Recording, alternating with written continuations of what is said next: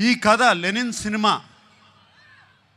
ఈ సీమ కథ, లెనిన్ సీమ మట్టి కథ, సీమలో ఉన్న మనుషుల కథ.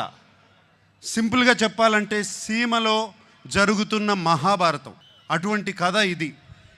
వీడేమో అన్ని అర్బన్ ఫిలిమ్స్ చేశాడు ఇప్పటి వరకు. దీంట్లో సూట్ అవుతాడా, పనిచేయగలుగుతాడా అని నాకు చాలా పెద్ద భయం సినిమా స్టార్ట్ చేసినప్పుడు. బట్ సినిమా చూసిన తర్వాత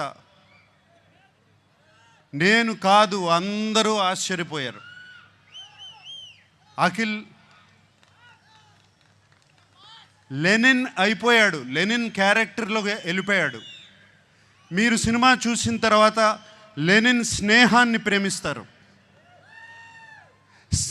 లెనిన్ ప్రేమను ప్రేమిస్తారు, లెనిన్ పగను ప్రేమిస్తారు, లెనిన్ని మీరు ఇంటికి తీసుకువెళ్ళిపోతారు.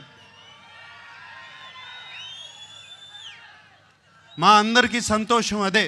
మీకు సినిమాలో అఖిల్ కనపడడు, లెనినే కనపడతాడు ఆ క్యారెక్టర్లో.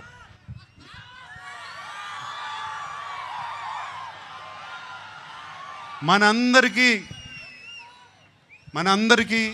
దేవుడు ఆ వెంకటేశ్వర స్వామి.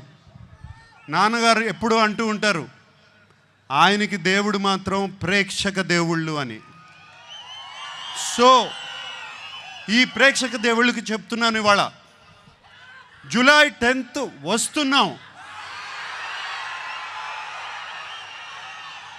మనవాడు కొడుతున్నాడు. Thank you very much. Thank you so much Nagarjuna గారు. ఎస్, మనవాడు కొడుతున్నాడు. అక్కినేని నాగేశ్వరరావు గారి మనవాడు.